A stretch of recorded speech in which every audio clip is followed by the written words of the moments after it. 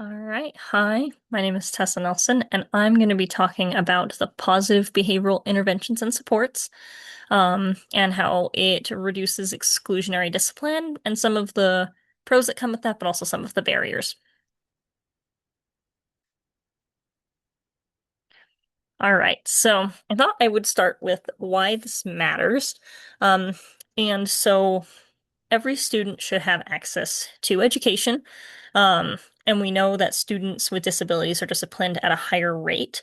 So 9% of students who are served under IDEA receive one or more out of school suspensions compared with 4% of peers that do not have disabilities. Um, and we know that suspension isolates students, and isolation creates a lack of motivation, and it creates more incongruency with academic settings. Um, so that's partially why it matters, and we'll dig more into all of that information throughout this presentation. But just kind of on its surface, it just shows that um, like that exclusionary discipline happens in schools, and so that's kind of like where this problem begins. Okay. And it's also considered a civil rights issue. Um, so when we're talking about suspension and expulsion, that's considered exclusionary discipline, and it results in missed class time. Students will have fewer students who experience that have fewer educational opportunities. They don't have as good of academic achievement as their peers, and they actually have poor mental health outcomes, which makes sense with my previous slide talking about that isolation aspect. That will lead to poor mental health outcomes, more depression, anxiety, and such. Um, and so when we look at disability and disability factors when it comes into play, students who have emotional and behavioral disabilities specifically are more subjected to exclusionary practices, and more often, which makes a lot of sense because a lot of teachers will see it as disruptive behavior, or, will punish it more harshly, since it is occurring. But behaviors associated with these disabilities are usually just labeled as, oh, they want to do this. It's a chosen behavior instead of something that's a symptom of a disability. And so there's a lot of stigma around that. And so a lot of students who would do well with accommodation and support in school, and could reduce some of these behavioral challenges, instead they face punishment, seclusion, and expulsion, right? And so it is the Department of Education considers it a civil rights issue because it disproportionately affects people who have disabilities. Okay. And so this is kind of a statement from the Department of Education and Office for Civil Rights is schools must ensure that disciplinary practices are not being implemented just because somebody has a disability or because of a student's disability. And that includes if it's like a behavioral challenge or issue. Um, and they expect that they prefer that the student is supported and receives accommodations before they face punishment like suspension and expulsion. Instead, they want you to do other things to try and moderate that behavior. And it's not necessarily saying that expulsion or suspension can never happen, but that but that it should be better to accommodate first. They want teachers to accommodate first and school districts to accommodate first, come up with behavior plans, come up with IEPs, and then proceed forward if it's necessary, right? And so this is kind of a little chart that kind of describes some of the issues that go into exclusionary practices. So we've got the behavior related to the disability, and then we have the suspension that happens or the expulsion. Um, it causes academic challenges because they're not in class, and then isolation because they're isolated from their teachers who could support them, and also from peers. And then there's more stigma attached to it, and that creates school disengagement. And then when all of these things add up, with isolation and stuff like that and frustration, we do know that it can lead to juvenile justice involvement. And so that's kind of like the ultimate consequence of systems that don't prioritize student accommodation. Um, and so, yeah, it can be a really big deal. And so that's kind of like the buildup that leads to that, right? Okay. And so that's when we start talking about the school to prison pipeline. Um, And down here, I have like a little thing that states roughly 65 to 75% of youth and juvenile justice settings have a learning, emotional, or behavioral disorder. So these are students who are typically on IEPs. And then even further than that, up to 85% of individuals usually that are in the system have qualified for special education, but they fell through the cracks and they weren't noticed.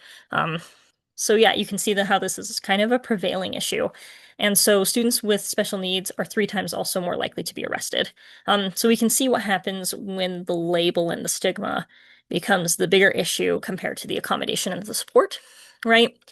And then we can see where that ultimately ends up leading to, is these unfortunate statistics, right?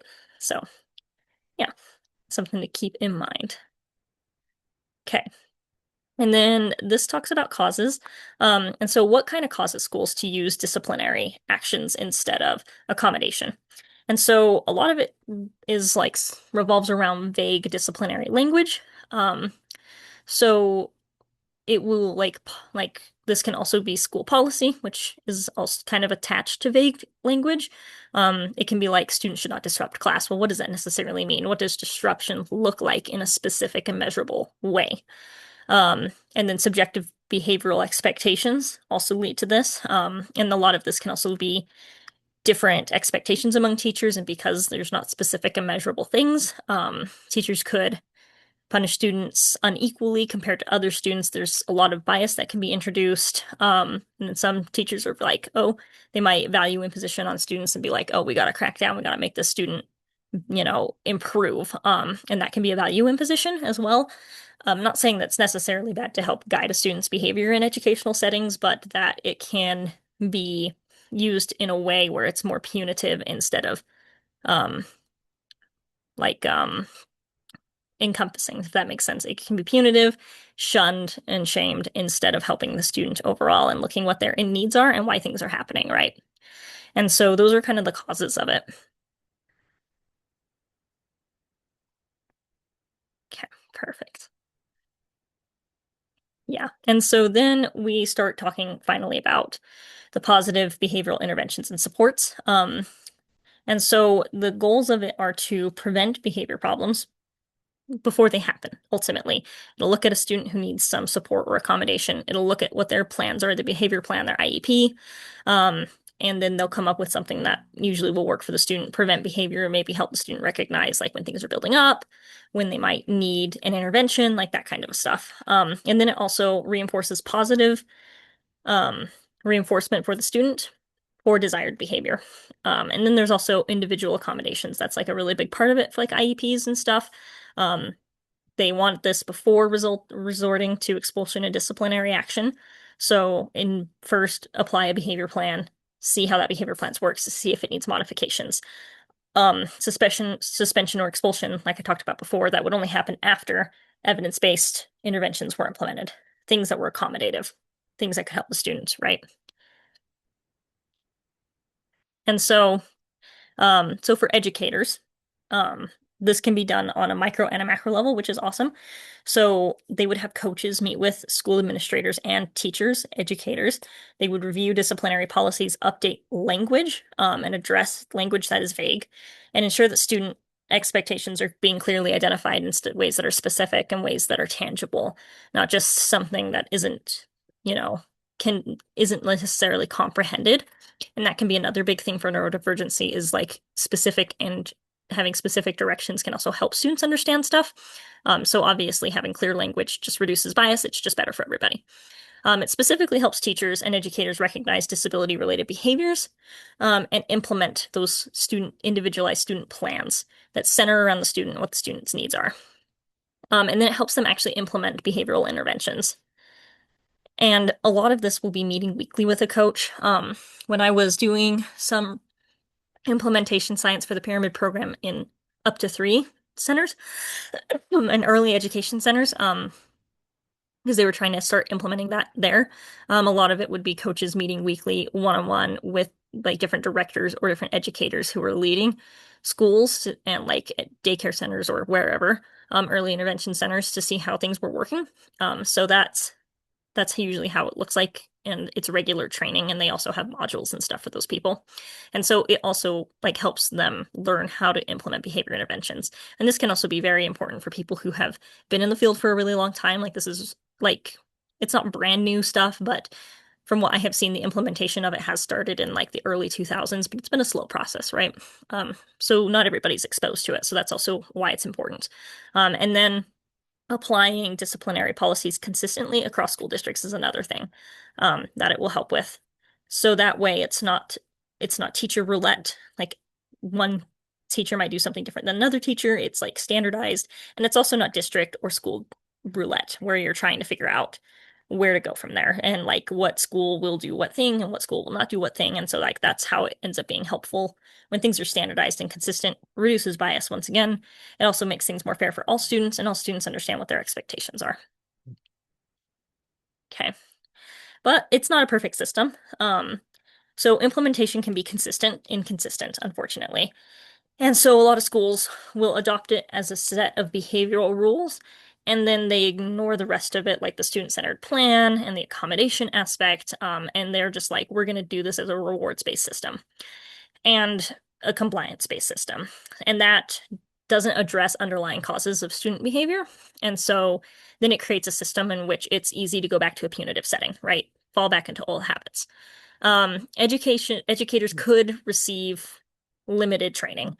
Um, and so without continual coaching, like I mentioned before, or professional development, teachers just might not really know how to implement it, and they might not have the confidence to do it, and then it's just easier to fall back into what they're used to. So that's kind of like one of the bigger barriers to it. And research suggests that ongoing coaching and administrative support, these are critical factors for the successful implementation of PBIS. And so I like this picture because it's like the knowledge versus the practice. Like those two things can be a big thing. You can know how to do something too, and you can have the knowledge, but then not know how to put it into practice, which is where that individual coaching comes in, and learning how to actually put it in practice is so important.